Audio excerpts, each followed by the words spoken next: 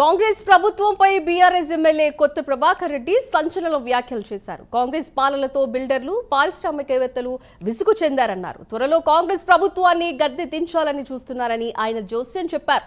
రాష్ట్రంలో Congress graph పడిపోయిందని MLA కొత్త ప్రభాకర్ రెడ్డి విమర్శించారు.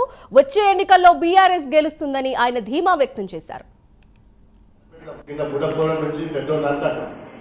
మాకు తెలియ ఏ బిజినెస్ మ్యాన్లు నాకు తెలిసిన వాళ్ళు కొంచెం ఫ్యాక్టరీ దగ్గర ఆడడం ఉద్యోగస్తులు అన్న ఏమన్నా మార్గం కూడా చూడు రాదని ఎందుకు రాయంటే అమ్మ ఈ గవర్నమెంట్ వశపొందలేదు దగ్గర వడగొట్టలేదు దండం పెడతాం పైసలు ఇస్తాం మీకు మస్తు పైసలు ఇస్తాం కొనుండి అవసరం అనుకుంటే ఎమ్మెల్యేలు కానీ ఉంచప్పుడు దీన్ని ఉంచితే దరిద్రం ఇది దీన్ని మొత్తం కథం పట్టిదని ఎంతోమంది అంటున్నారు. బిల్డర్స్ అంటూ ఇండస్ట్రియలిస్టులు అంటూ మీకు ఖర్చు ఎంత పెట్టుకుంటాం ఏ ఎమ్మెల్యేలు ఏం చేసుకుంటారో మీరు చేసుకోండి అనే కాడికి వచ్చిందంటే మీరు అర్థం చేసుకోవాలి.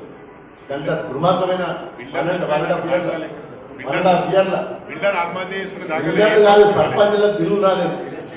మన ఇలా చాలా మంది బిల్లు రాని లఘువ దిబ్బ మొత్తుకుంటారు. ఎంపీ సర్పంచ్ ఇల్లు కట్టిన వాళ్ళు, బోరీలు వేసిన వాళ్ళు, రోడ్లు వేసిన వాళ్ళు, అంగన్వాడీ స్కూల్ కట్టిన వాళ్ళు, సంఘాలు కట్టిన వాళ్ళు పైసలు రాలేదు.